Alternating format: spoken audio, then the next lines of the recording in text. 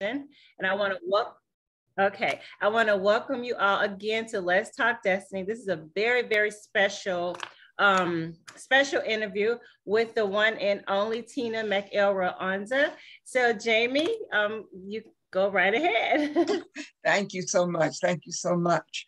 I don't want to get into reading a whole lot of biography from Miss Tina, because I think you can Google that information and find out a lot of things yourself. But I really want to get into a conversation with her, and I think that will tell us what we need to know about this amazing woman. The books that she has written: Ugly Ways, The Hand I Fan With, Baby of the Family, You Know Better. I mean, like Taken After My Dear. Yes, Taken After My Dear, a novel. When I think back to, I think the first book I read was The Hand I Fan With.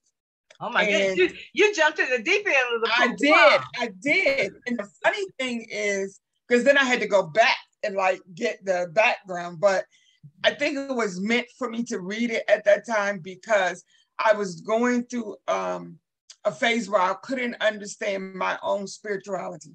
And every time I would try to talk to somebody.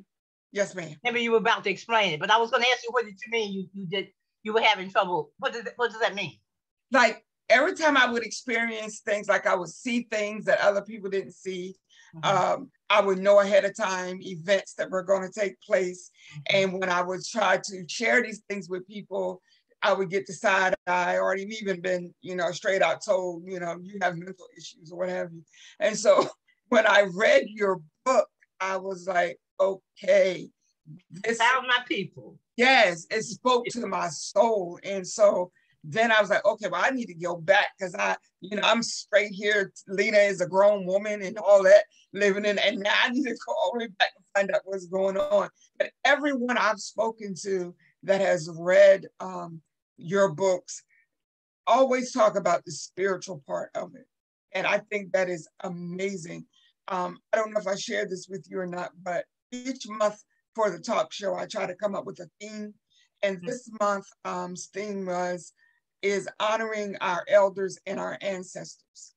And I think when I invited you, I wasn't really thinking about that. But then after I thought about it, like, this is the perfect person to talk about this, because that is something that is intricately woven in each of your books. Yeah. The presence of the elders and the ancestors, and how we should honor and respect them. Why are you so passionate about that? Well, I was thinking, when you were talking about people giving you the side eye and all that, I was thinking, for people who believe in signs and miracles and wonders, and well, that's us. That's what that's our wheelhouse. For them, but when you get to that spirituality and start talking about, I think it touches something in their spirit. I really do. And the way it touches you and me and Mutima in our spirits, to be softer, to be warmer, to be more loving, to be more welcoming, or to think about what our ancestors went through, all that wonderful stuff. It doesn't hit that way with everybody, Right. And they're the ones who sort of, it's like you want to, bob up to the top, and they're the ones who kind of drag you down. You feel your spirit drag down. You say, well, these aren't my people. And the thing about it that I've discovered, number one, spirituality is everything in my books. Everything.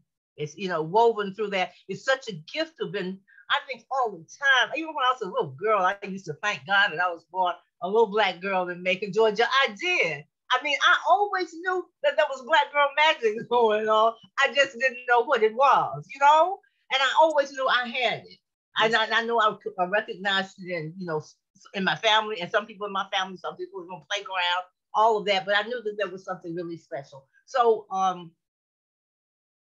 the spirituality part is truly also something that I was raised with. It wasn't so long ago that we really did, play the numbers by people's dreams. And, we believe that children born with calls or veils, could see ghosts. And had in the connection, or we used the dream book, to play the numbers. And I mean, it was really a part of us. And I think some of the things that happened, and this is my theory, that in mid-century, when we were just sort of moving into desegregation and segregation, from segregation, excuse me, I need some water, and moving into integration, moving into the white world, really, not just maids and not just cleaning up your house where you really got to know them, but moving into that world that was their world. Yes. And when we moved into that, we became what? Just like Native Americans, just like everybody, we became ashamed of who we were. We became ashamed of chitlins. You didn't talk about what, nobody ate watermelon in public. Am I right? We let all. I do have one right here. Take your time. Take your time. Thank you. That is so interesting, because I was just talking about that watermelon thing with someone. There was like, I almost embarrassed that they ate watermelon. I'm like, watermelon is probably one of the most healthiest right. fruit. You better stop being ashamed of eating watermelon. But go ahead. I'm sorry. No, but you're absolutely right. We changed ourselves. We always what do you call it? Cross code? That's not the word. Code switch. Yeah. Am I right? Okay. Because we did work. We did work and take care of white folks and clean and all that in their world. So we knew that there was a way to talk there, and a way that you talked in the juke joints and that kind of thing. But when we moved into their schools, into their other things, we discovered all kinds of things that we had no idea about. And one of the ways we dealt with it was wanting to fit in. Yeah. Just like immigrants didn't want to take those smelly sandwiches, to smelly dishes to school to eat. They wanted Velveeta and white bread and mayonnaise, so that they could fit in. And we were no different. We kind of wanted to fit in when we got into that world. And I think we lost a lot of who we were, because one of the things I noticed when I moved down here a long time ago, 30 years ago, I was already writing Baby the Family. But I didn't know it was Baby the Family. It was a short story, and it was the germ of it.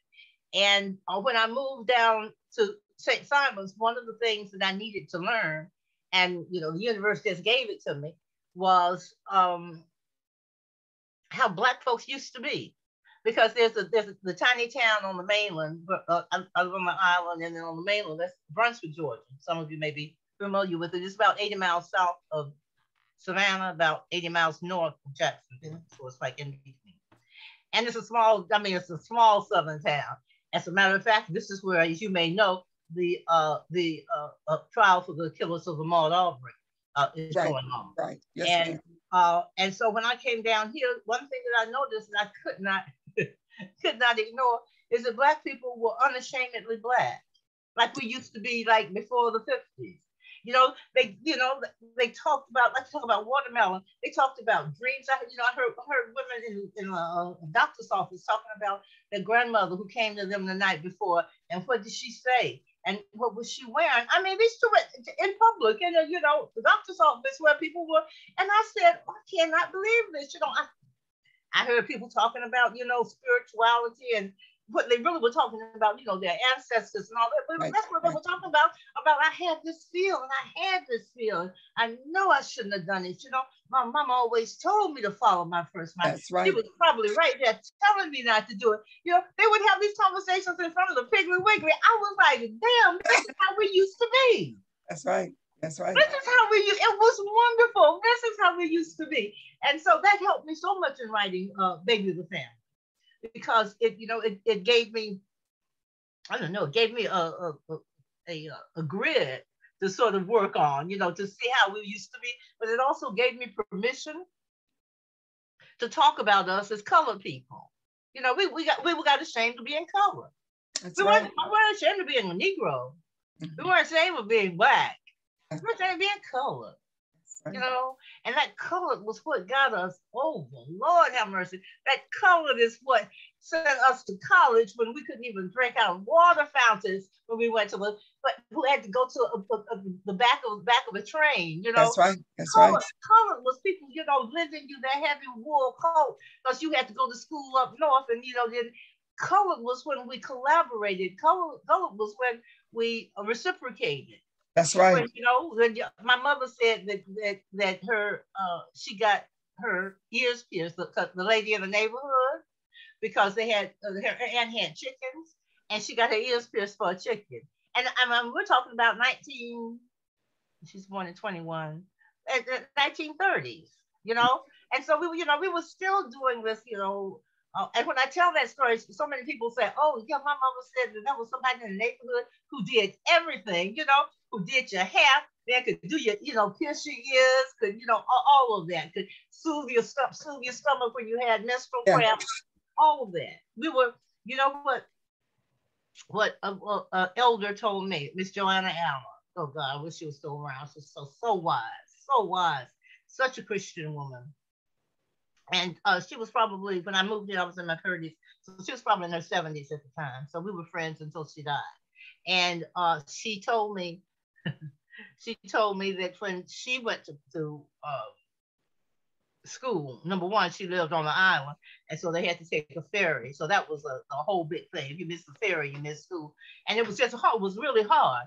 And they had to buy their books. And that's why lots of people don't realize that's why we didn't have a lot of education back then, because, you know, it wasn't that we didn't want to go and we didn't have the time, or we couldn't afford it. Yeah. And so we couldn't afford the books, for instance. And so she said, "Yeah, we had to pay." She said, now they give you the books in you know, grammar school and the others." And she looked at me and said, "Free books, dumb people." Wow. Yeah. Wow. Yeah. And that's sort of what's happened, you know. I mean, dumb in the sense of, you remember how, you know, or remember, or your parents, grandparents, uncles told you how smart we used to be. You know, that was like when I was little, that was like the best compliment that you could give a little girl or a little boy. Oh, smart little boy! Look at you sweeping that floor. Yeah. Smart little boy. Look at him. I mean, we got all those kinds of compliments, all those kinds. Right. Wow. But you know, so it's so changed, and I think that we're sort of on the precipice. I think of something very big spiritual. I think all of us feel like, ooh, something is, you know, anticipation for something. And I'm hoping that, you know, it is a step back towards spirituality. Because for us, it was not a step forward to it. We just got to get back to it, to the way that you know, that our ancestors and That's all right. the way back. Just not the ancestors you can name or that you can even imagine, but all the way back.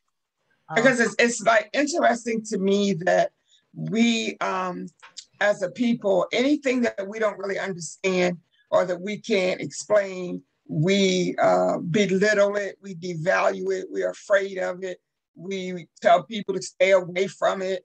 You know, just because you don't understand it doesn't mean that there's anything wrong with it. And the older I get, the more conscious I am of my spiritual being. And I want to feed my soul more than I want to feed any other part of me. I get teased all the time about, you know, why I'm single. Do I ever think about dating? And I'm like, no. First of all, my back hurt, my neck hurt, everything's hurting. I don't feel like being bothered. Like, you know, unless you come to rub my back and all that, just keep it moving. But I was fascinated listening to you talk.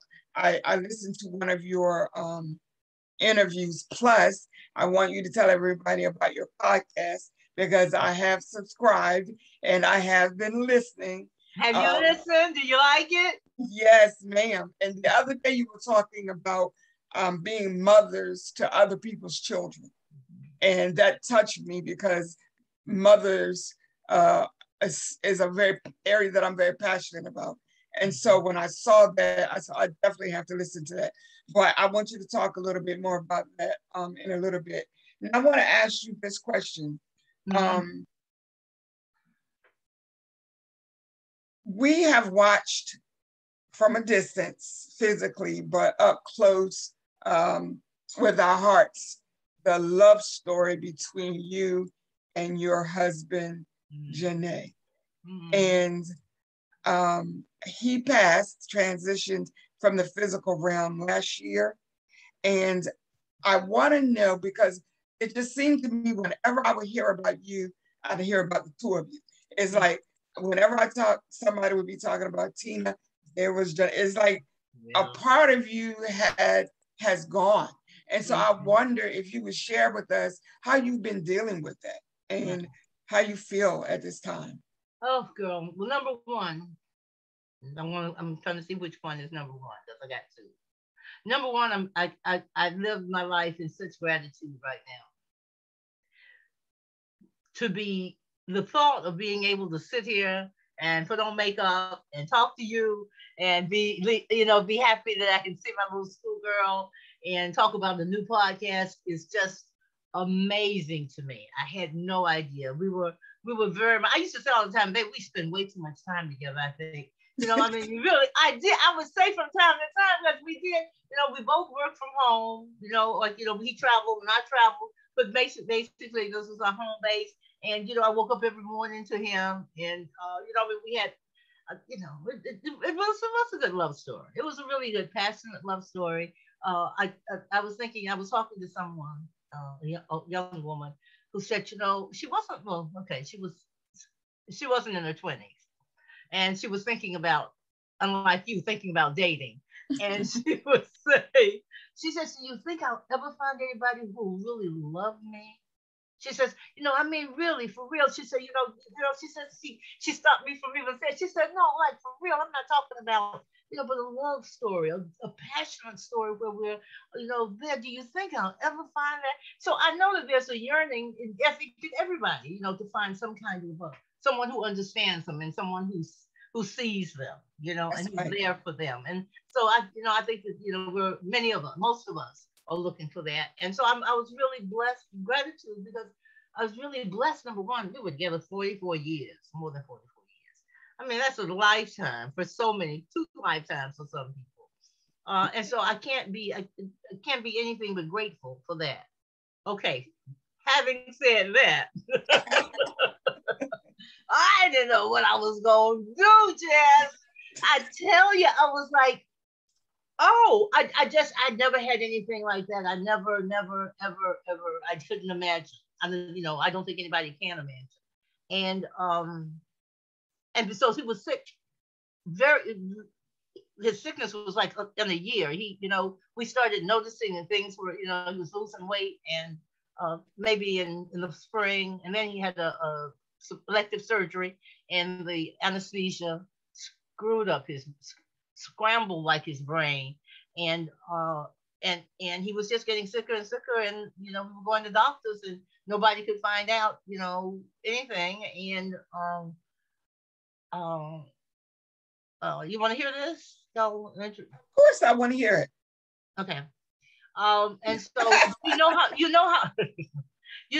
have these sparks of clarity sometimes. You're working, you're doing stuff, and you're talking to your child, and then you realize, oh, wait, gosh, I don't even know what he said. I don't even know what you have these moments of clarity, like you got to, oh my God, we were sitting on the sofa, we've been going to doctors, he was losing weight. It was really awful. And he was on the end of the sofa, and we had more doctor's appointments that week. And I sort of looked at him, and I had this moment of clarity. I said, this man is dying. I said it like I didn't know him, and I said, oh, fuck this. So I couldn't get into Mayo, so I bundled him up. A friend of mine said, she says, well, why don't you just go to the emergency room? They may take him in there. I couldn't get in any other way. I called his doctors, and I said, this is what I'm doing. And they said, well, we can't give you any answer of what he's, what's wrong. So, maybe you should do this. We just don't know. And so I went down, and I'll tell you a funny story. We went in, men are so men, okay? My husband, he could walk from the car, but then he had to get in a wheelchair.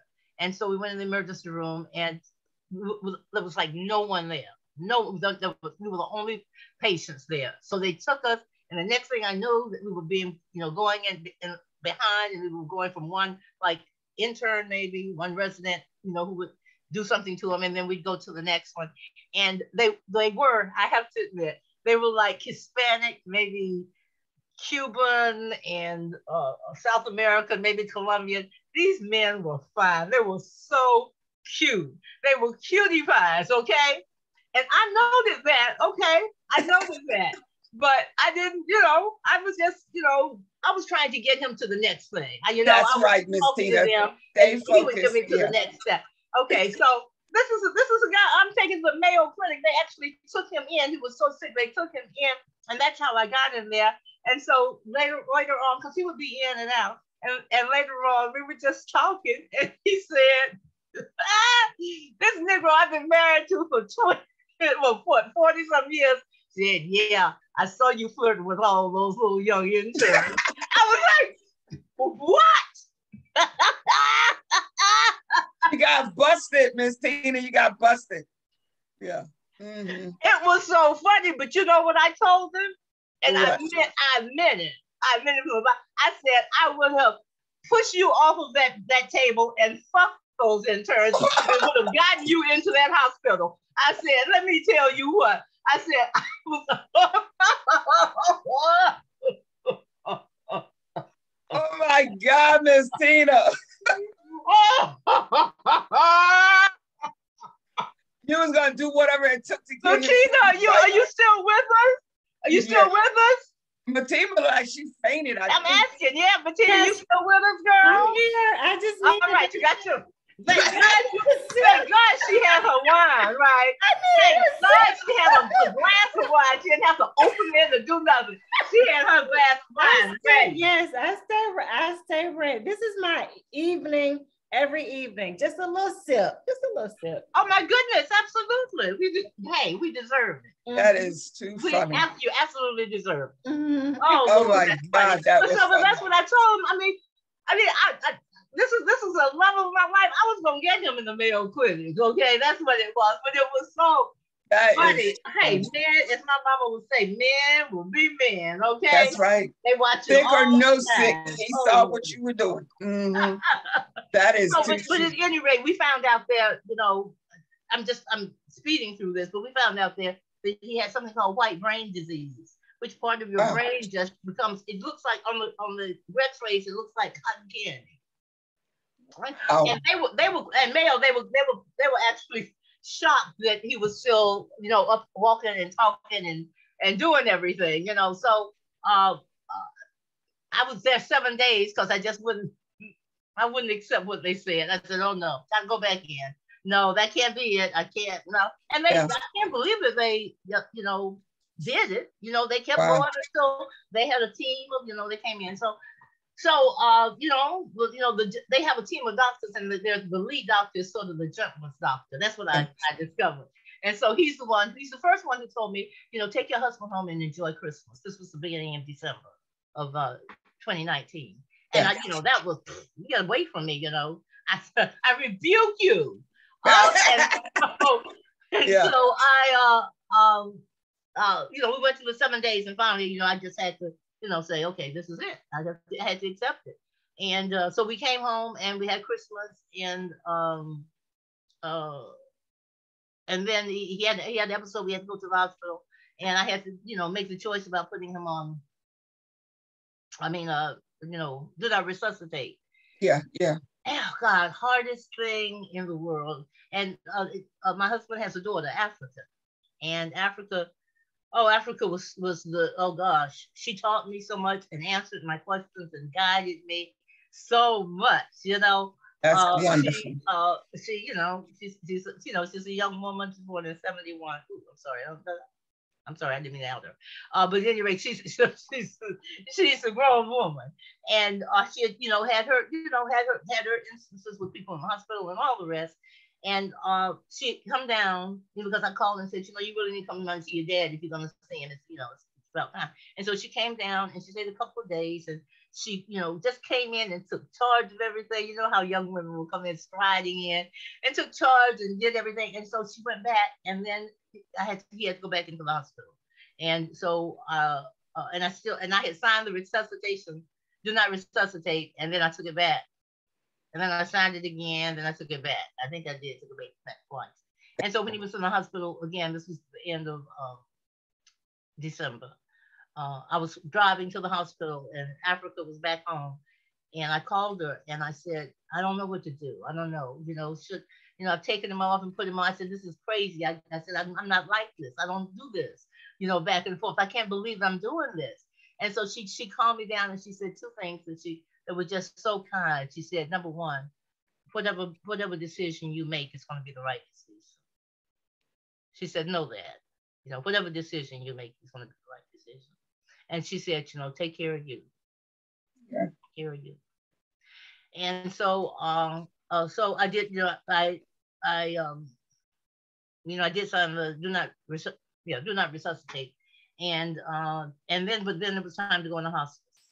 And so that wasn't as hard a decision, because by then I had accepted, and I wanted his passing to be just like his life. I wanted to be sweet and funny if it could be, and gentle.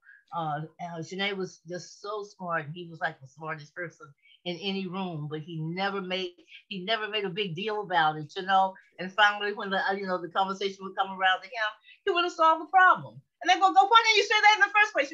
He was just really, really brilliant. And I wanted some musician. And so I got rid of the coffee table in the living room, because we have a small house, and we set up the bed there. And we had some really good times in that month. You could not believe it. We had 3 a.m.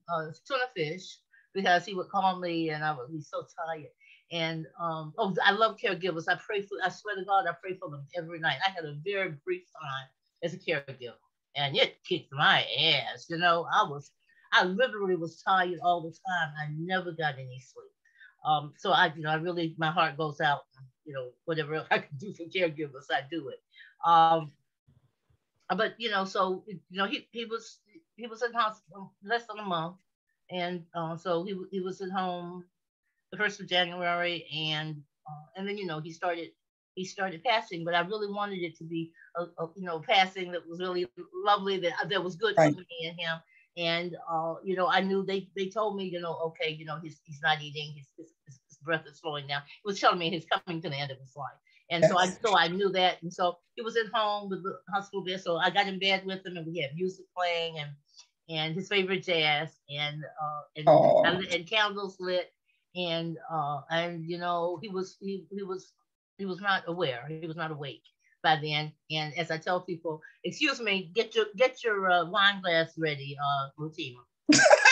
It's ready. It's okay. ready. I tell people I got in bed with him, and I put I got as close as I could. So it was the hospital bed, so we were really close at it. And I put his hand between my thighs, and okay. You got your you didn't need the I didn't know if I needed something harder. I thought okay, you're taking everything now. So and I did, and he just passed right there in my arms. But I have to tell you, the other thing is one of the reasons that I'm sitting here talking to you is that he literally passed. I literally saw him just leave the real world and kind of pass into the next world. I really did. And I didn't see it, but in my spirit I did. And so he's been with me ever since. And that's the truth. He's been with me absolutely ever since. He wants me to move forward, because I couldn't see the road ahead. I was really that scared me. I'd always seen the road ahead. But of course, the road ahead had always included him. Included him, that's right. And so I thought, oh gosh, who am I then? And so I had a lot of that, but it came to me quickly. We old chicks ain't got no time to waste. So, he came to me kind of quickly, that okay, he's here, that doesn't happen to everybody. You're aware that he's here. Y'all can talk and laugh, and he's here. And sometimes I just holler, hey babe. Yeah. Just to see if that's awesome. I'm gonna hear. Awesome. He's gonna say something. So that's cool. Yeah, that's powerful. I love that. Me too. That. And I don't mean to interrupt, but I really, really, really love that. I think that, and I agree what you said, first of all, about caregivers. I talk to Jamie about that all the time. It seems like because I was my mother's caregiver, and I always said, I feel like I watched her pass away twice. When I knew something was not wrong, when I knew something was, that she was not herself, and then when she actually passed away. But when you mentioned when he transitioned, because I feel that energy, I feel energy could never die. Once something is born, it can never be unborn. So they're always here with us. So I like that you mentioned that. That's all I wanted to say. Isn't that some scientific term that nothing ever goes away? Nothing is. It just goes to another form. I think we just go to the next realm. But I think they're just here with us in a different way. You know, we can't see them physically, but I do believe that they're here. So yeah. And I think that they're here a lot if we acknowledge them. Do you know what I mean? Mm-hmm. Because I have, like, I guess they are shrines all over my house. You know, just pictures of my grandmother and, my play grandmother and my own mother, and, all of these now, pictures of Shanae and my daddy and my sister. So I always felt, certainly they were around, and I was born with a call. So I really did feel all this energy. I just didn't know what it was. And I never, became a spiritualist, or became a medium, or I never used it in a sort of public way, I guess, other than my writing. Mm-hmm. But now it's a different kind of thing, because I really am experiencing that spirit in a different way. Yes, ma'am. In a different way. Now, do any of you other ladies have any questions that you'd like to ask Miss Tina, or anything that you'd like to say to her while we have her with us? We had a couple on Facebook. Well, they were just saying hi. They were enjoying the interview. But I have a question, because we are talking about spirituality. Mm-hmm. Do you think, Miss Tina, there's a difference, a difference between spirituality and religion? Because sometimes they're used like as if it's the same thing. I think there's a difference, obviously, but what do you think? I always think of spirituality as personal. Mm-hmm. And religion as structural. Mm. Yeah. Mm-hmm. Mm-hmm. I agree. And so the spiritual, I think the definition of it to me is sort of spirit speaking to spirit. Yeah. So that's really what we're saying when we talk about spirit. We're feeling spirit, all of that. I have felt a real shift, I think, and I'm just thinking about the people I follow on social media, or, other folks. I feel a real shift in people looking. Okay, that's what it is. I think a lot more people are searching. Yeah. And that's why I think a lot of people are finding that religion is not for them. That's not the road path for them. And the spiritual path. So many people, Black people, or Yoruba faith, they're finding another way to sort of a combination. We're searching. I know not. I really think that's really the key here. We really are searching. Mm-hmm. We want to live better and be better, and right. Definitely now we want to be better than we're being. Meaning I agree. The whole of us, and it's. I talked to someone today, and she was calling to ask me. She asked me for a favor to find somebody for her that she needed for a group, and I had found the person, and I called her, and she was apologizing for not calling me back maybe yesterday or whenever I called her, and she said there's just so much going on, and I felt so in her spirit that there was so much more there. Mm-hmm. Than she was telling me, and man, I mean, there's the COVID scare in her house with her two children and her husband. Mm-hmm. There's the caregiving that she's giving a son. There was, she just went. I was just astounded. I'm like, oh my goodness, we actually sat there and breathed together, because I could feel all this stuff, and she had she had identified it as a lot of stuff going on. That's all she said, a lot of stuff. And when she started unpacking it, I think she even, you know how you don't know this until you start unpacking your stuff, trying to tell somebody else what you're doing. You go, oh, hell, that's a lot. That's a lot. That's yeah, right. Really? Am I really doing all of that? Yeah. Right. Yeah. So it's it's a lot now, and people are. I'll just be honest with you. People are not finding what they want to find in religion or in structural churches and that kind of thing. And I think that I think, quite frankly, I think we're desperate enough now to actually start accepting some things that we used to roll our eyes at. Yeah. And a lot of us, like, I'm from the South too. I'm from Georgia also. And I grew up in the church. Matter of fact, my pastor is from Macon, Georgia. You mentioned you're from Macon. Really? Well, my childhood pastor, I'm sorry, because I'm no longer affiliated with the religion. I consider myself spiritual as well. But Reverend R.L. White, he's from Macon. That was my childhood pastor. And I think a lot of us, it's almost like habit. It was something that was taught to us early. So, we kind of just continued. Absolutely. Yeah. Well, and there's so many rituals in Black life connected to the church. That's right. Not just baptism and all the other things, but church dinners. And I know we had I was a Catholic, but it was CYO dances, and your first speech, the first time that you were given your first Easter solo. speech. All of those things, and so that's all woven into our. So it's hard. It's not hard, but it's challenging to imagine another way. That's right. And that's what we're doing. We're just imagining another way. Yeah. Absolutely. And I think unfortunately it's because we just got so sick and tired. We just got so sick and tired of being sick. That's really what's led us to another way. This is not working. This is not working. I'm unhappy with this. I'm unhappy. Try something. Yeah. I totally understand it. And I think that, again, that's one of the things that that is constant theme in your writing, and because people I call them soul cries. People are hungry for something that we've not been getting, and so when somebody introduces something that touches them in that spot where they have that void, then they're drawn to that. And I think that's what your work does, what your literary work does.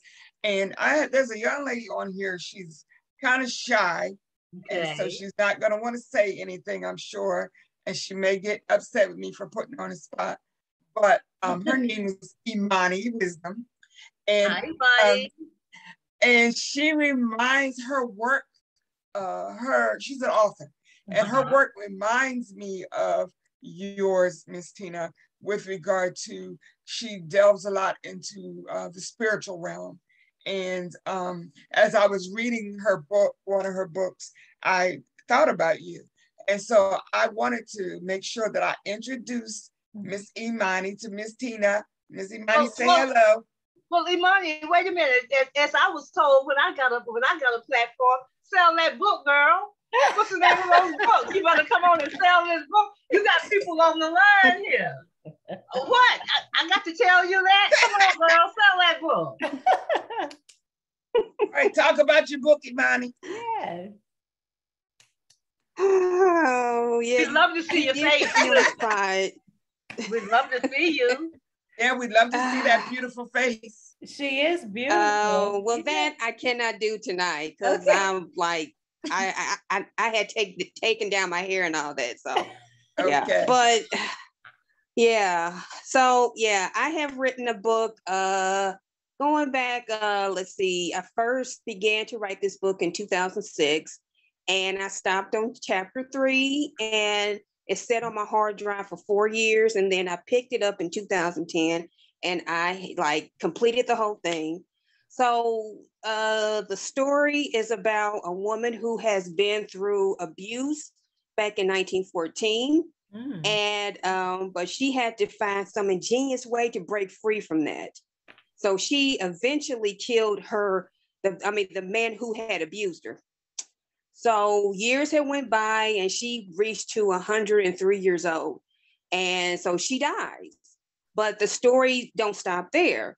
Like she goes off in the next round and she looks back and like she has to face the things that she have done in her life.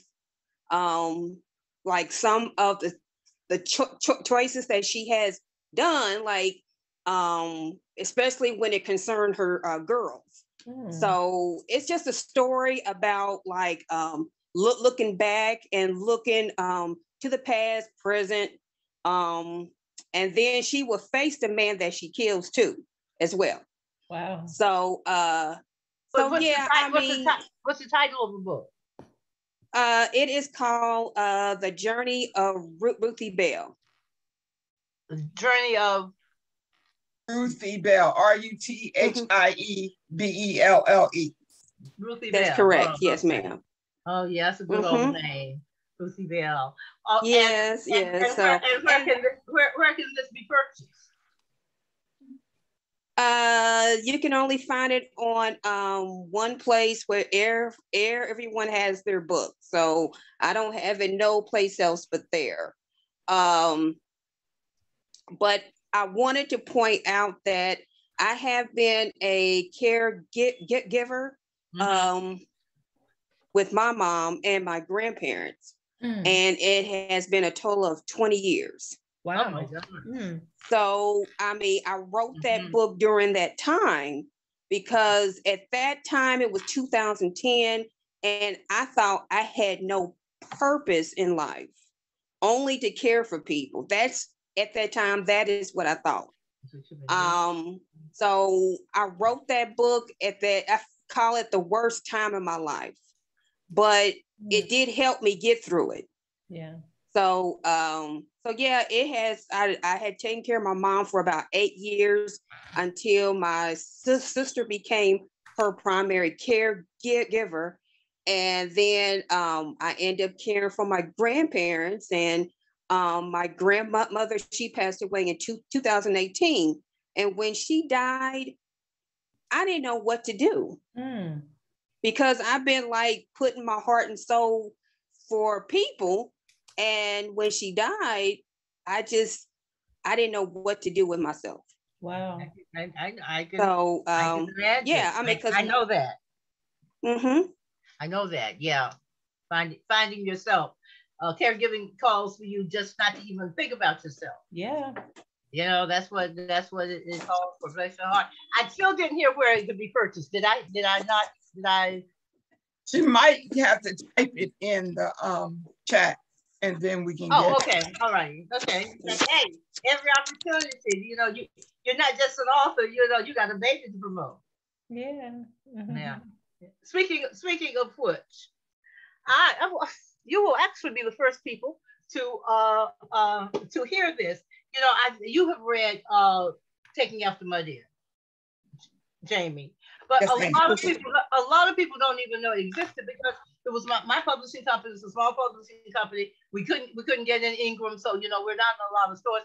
But I had a friend who had a daughter who had a brilliant idea. I'm going to do a relaunch of this. Oh, and I love that. I would really like to come back and talk to you. This is a sequel to Ugly Ways.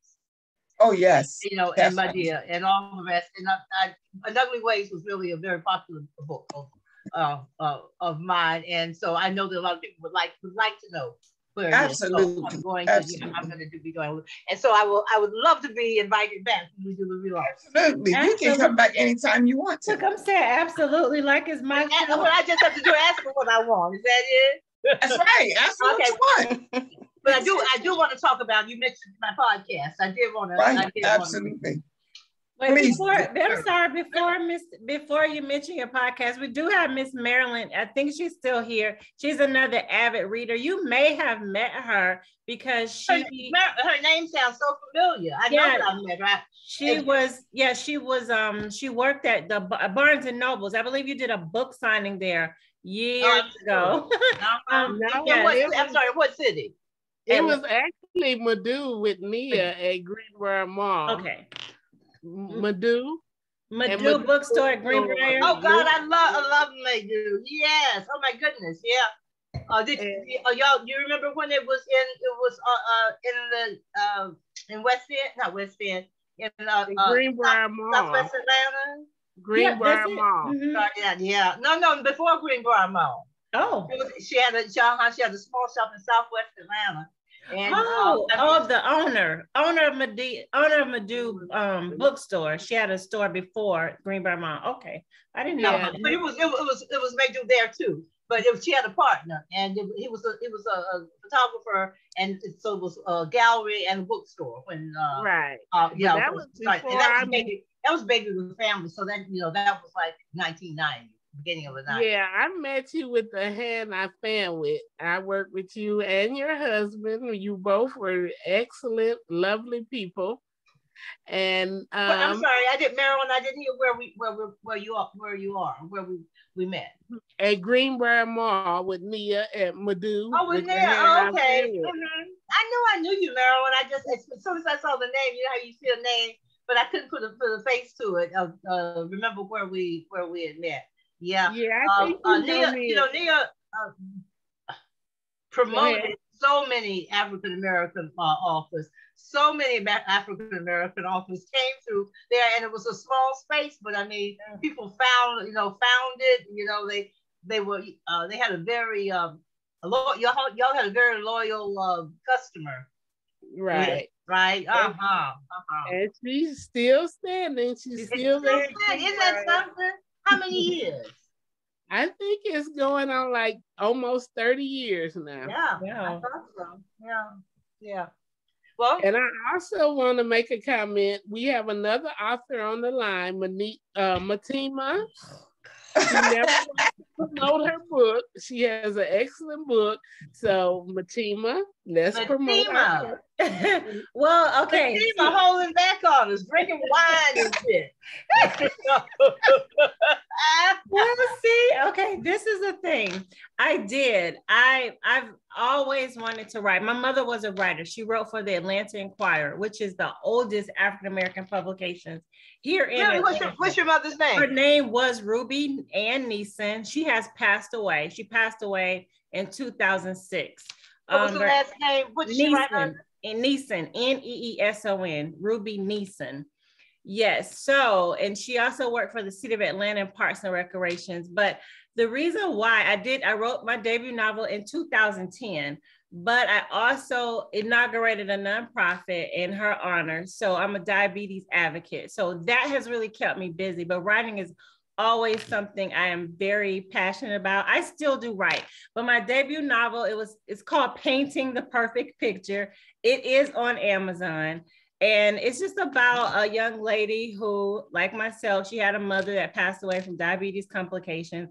She was in this really tumultuous, just bad relationship with a married guy. That's not me, that's the character. I always have to put that out there because people are like, is that you? No, that's not me. But it's basically about a story about no matter how high and mighty you think you may be, no one is ever above being knocked down to humility. So it's a story about humbleness and all of that. I kind of left a cliffhanger and I wanted to write the sequel. I wrote the sequel, I just haven't published it. So Miss Marilyn, she stays on me about when are you gonna finish that book? When are you gonna finish the book? You're blessed. You're blessed to have her. You're blessed to have her. You know. I am. So, and I will finish.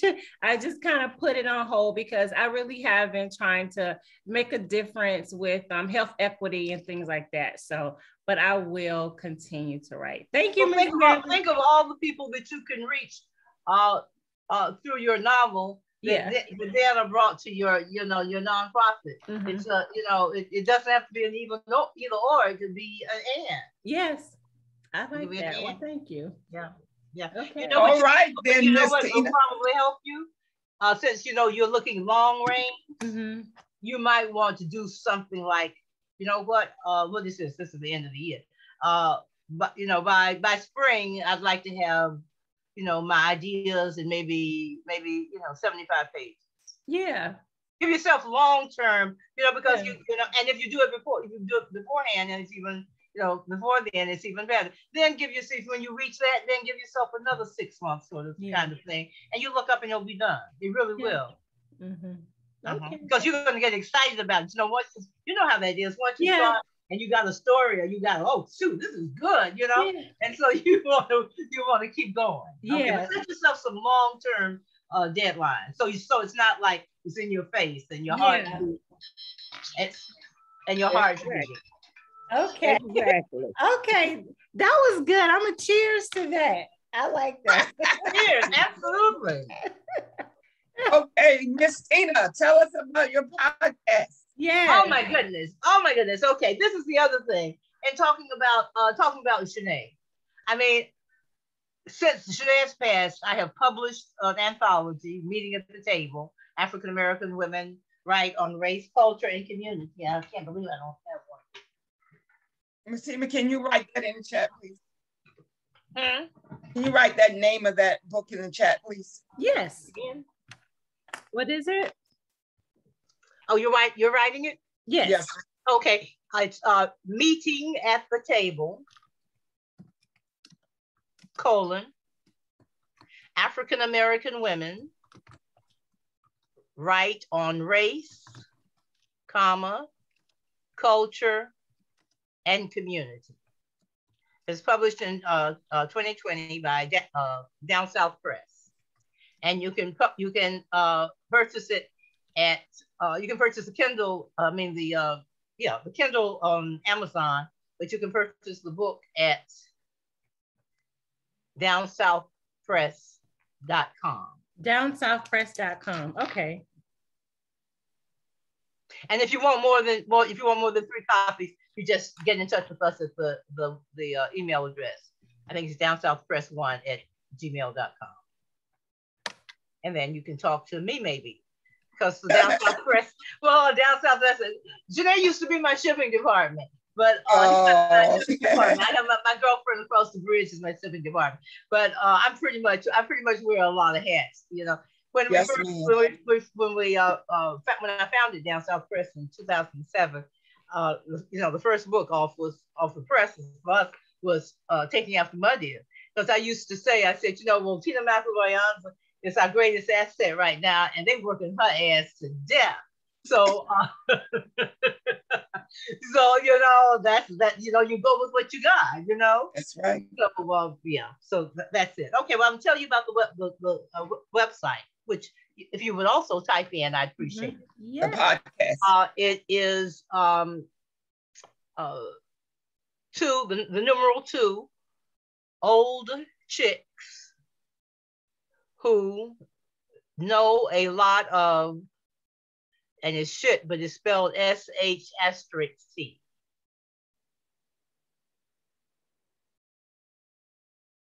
Two old chicks who know a lot of shit. Okay. Isn't that a great title? Oh, look, I love to say that title. I mean, people always laugh at it, especially women. I love it. I love it so much because we were talking about it. Wanda and I are very different. She's very much right. I'm very much left. She's still more conservative, and I'm more not liberal conservative. I mean, but she's a conservative conservative person, and I'm a little out there. And she her favorite music is gospel. My favorite music is rap and hip hop. I mean, so we're really different. When we were roommates, she got up in the morning, made her bed, went over to get breakfast, and I'm like, oh God, I was like, why make your bed? We just gonna get back in it again tonight. She did her assignments first thing, and I was up all night. She would say, Tina, please, I'm fixing to go to the library, because we were both English majors. Come on, let's knock this assignment out.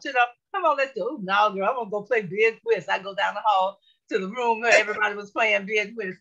So we've been like that, our whole 50 years together. But we know each other, and instead of, I say that our superpower is here. Yeah. She goes left, she goes right, and I go left. But boom, that's our superpower. That we let each other be who we are. And what I found out is all you're really doing is letting people act in the areas they're strongest in. Yeah. You know, I mean, why wouldn't you just go there? But she's Google and I'm Word. She's, I mean, you can go down. You can go down. She's a morning person. And I'm still, don't be ridiculous. You know, why are you making noise over there, right? So so we I called her. This is 2020. She died. They passed in January of 2020. And so you know what all happened. You know, George Floyd and the lockdown and pandemic and all the rest of it. And I was sort of bopping along. I couldn't quite see the road ahead, but because Sinead was with me, I was okay. Truly, that's the only reason. Because he was here, I could say, "Hey, babe," and I could feel him. I could hear him. I still can.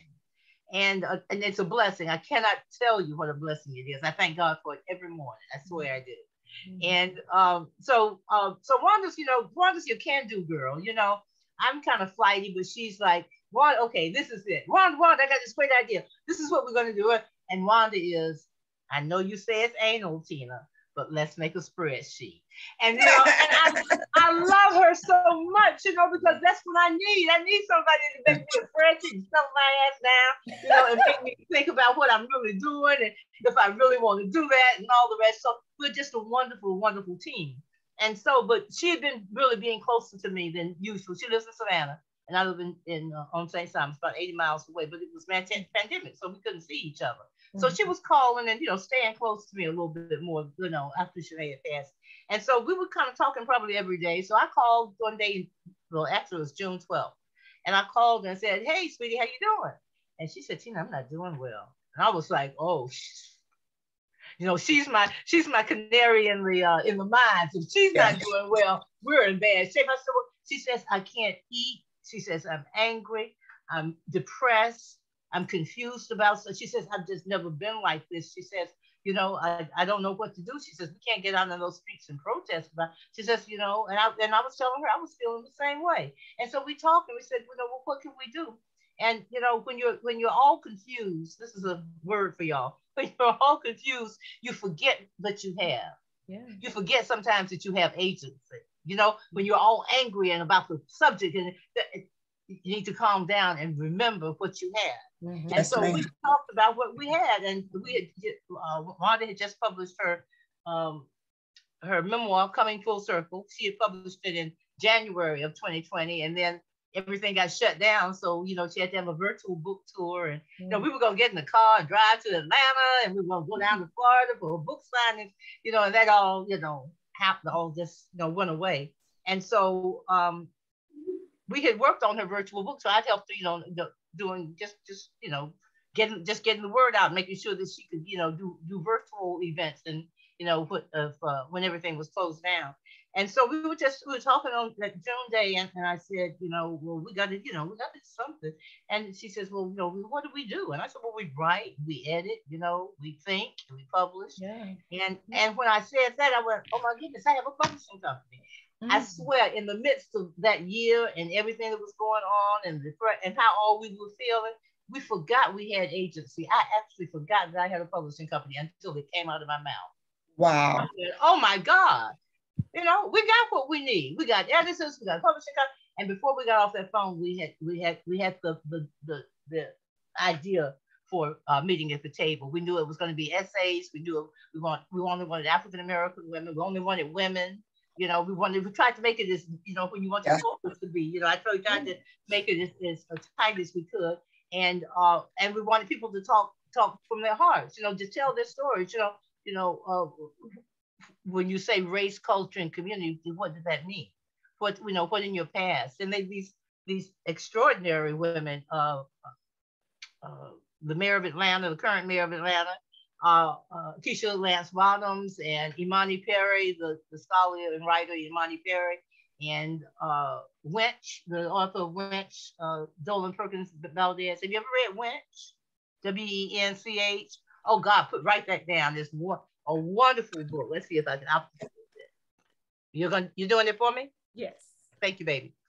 Wench, and the author's name is Dolan, Dolen, Perkins, Perkins -Valdez, Valds. Okay. And she has a number of books, but Winch will take you to a whole nother place you never even knew our ancestors were doing. Okay. It's a wonderful book. Okay, and she's there. Bishop Vashti McKenzie. She wrote. We thought she was going to write something really spiritual, and she did. She wrote something very much personal for her own story. From her heart. We have a princess. We have Anika Noni Rose, who was the Princess and the Frog. Wow. Yeah. We have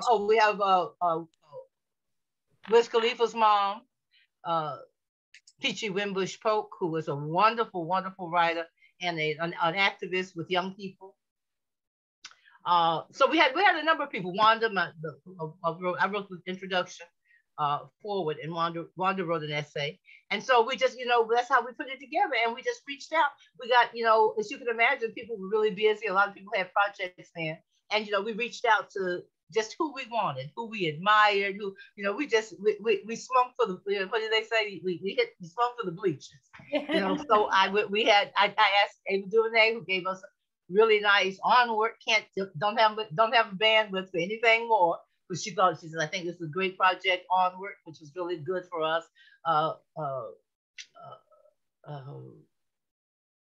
Tamara Burke, Tarana Burke, Me Too.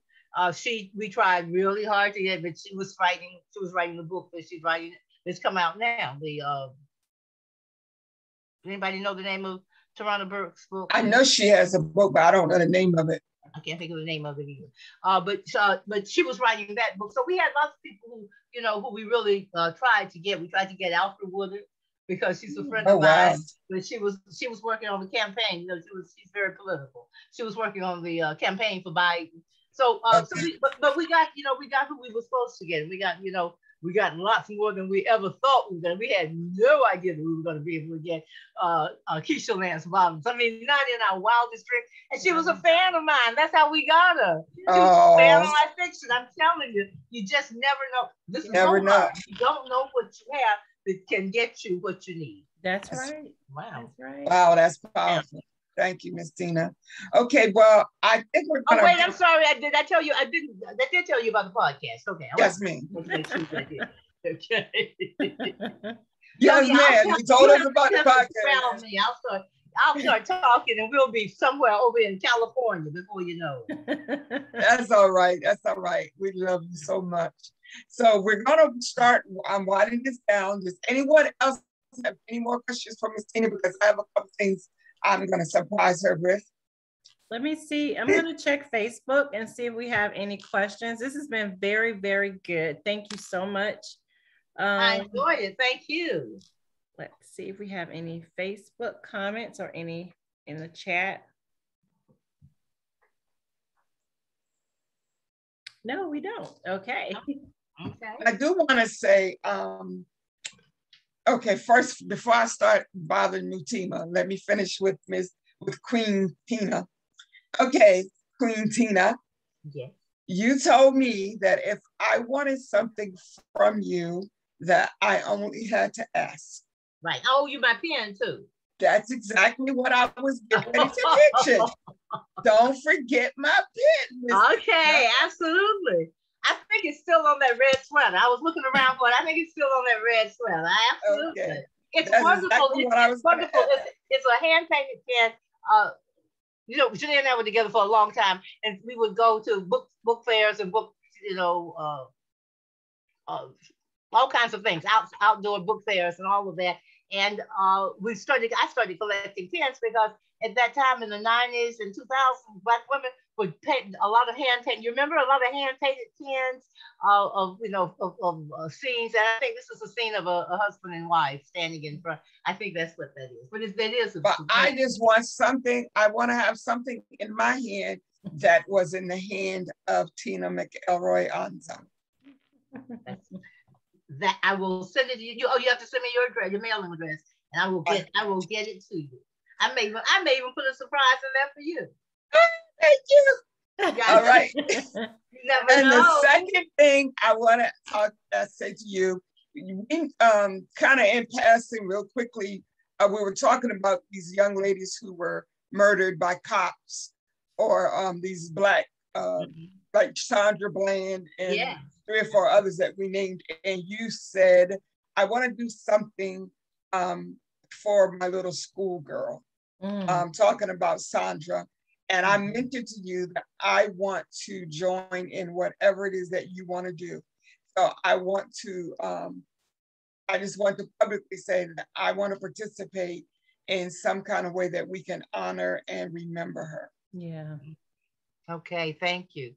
Thank you. And anybody else who wants to join in, yeah, I would find me on Facebook. You know, one of the things that and since that time, Jamie, you know what's happened? I saw, did you see a post? I think, I don't know where it was. I think it was maybe on IG that said, when's the last time you heard Sandra Bland's name? Wow. I sure did. Wow. Yeah. Yeah. As a matter of fact, I meant to send it to you because I knew that we had talked about it. Yes, ma'am. Oh, yeah. That's true. That's true. So that's why I know that this is good. What we're going to do is good and it's needed. You know, because the world forgets so quickly. Absolutely. The world forgets so quickly, and that's again, you know, getting back to the ancestors. I knew they were going to show up before we said goodnight, but that's, you know, I think that's one of the things that they do come back to urge us to say their name, to remember the stories. You know, remember that, you know, no matter how many times you heard it, you know, how long he had, you know, granddaddy had to walk, you know, once he did. Remember those stories. Those are like the Greek god stories. You know, those are stories of, you know, of the gods who lived on Olympus. That's who our spirit. That's who our spirit guides are, and that's who our ancestors are. And besides that, they so have answers for us. Yeah. That's the other thing. I mean, it's not just, oh, I want you to be this much. They got assignments for us. You know, they know things. And they can point things out. You know, I mean, they don't even have to tell you the future. You just say, hey, have you noticed how long you've been sitting on this story? You know? I knew that would resonate with everybody. Imani, Mutima. That's correct. You know, so yeah. You're right. You're right. That nudge. You're getting that nudge. Yeah. All right, ladies. Well, again, I just want to say I absolutely enjoyed this time tonight. All the nervousness and the anxiety that I was feeling, I wasn't even necessary, but I just was, because I just don't ever want to take for granted or not understand the value that we have in our elders. And Miss Tina is a treasure. She is not something to be taken lightly. And so I honor you, and I humbly submit to you anything that you can teach me. Like, I'm open to learn from you, because I really feel there's a spiritual connection there that was not, it's not a coincidence. And so I definitely want to keep in touch with you. And before we close, I want us to sing happy birthday to Miss Tina. Oh, I love this. Okay, I'm the baby. Oh, 1 second. Let me go get my microphone. No, let me no. Miss Tina's birthday is coming up on the 18th, I believe. Yay! And we you know, I have a gift to the earth. I have a meteor shower on my birthday. It peaks on my birthday. The Leonards peak on my birthday. So, and sometimes they can be fabulous. Yeah. There's something going on right now. I was out last night. The Taurids, T-A-U-R-I-D, I think the Taurids out. I saw a bunch of shooting stars. Wow. I was shocked. I was shocked, you know, and it was late though. It was like 1 o'clock in the morning. But it was nice. It was nice. Yes. So thank you so much. All right, y'all ready to sing? This is my microphone. You sing too. Imani, are you going to sing? I'm going to get my microphone. 1 second. Am I going to sing? We lost Miss Mary. We're going to sing happy birthday to Miss Tina. Okay. Thank you. Mutima had to go get her microphone, honey. I forgot my microphone's in the living room. My grandson was playing with it earlier. Oh, I can't find Lord, she can't find her phone. I mean, my. Oh, George, where's my microphone? Found it. I have it. What's Oh, Lord. See, you're welcome. Okay, I have my microphone. All right, you ready? Happy birthday. Got to have her microphone. Oh, excuse me. Yeah. Okay, 1, 2, ready, go. Happy birthday to you. Happy birthday to you. Happy birthday, dear Tina. Happy birthday to you. Oh. Yes, That was indeed. wonderful. That's my first birthday song. Thank you. The very Yes, first indeed. one. I sure have enjoyed being with you ladies tonight. We've enjoyed being with you. Mm-hmm. Anybody have anything else you want to say, Mutima? Well, I'm going to close it out from Facebook, so I'm going to stop the recording. But before I do, I just want to say thank you again for your time. This has been very great, enlightening, and thank you. It was so nice to meet you. So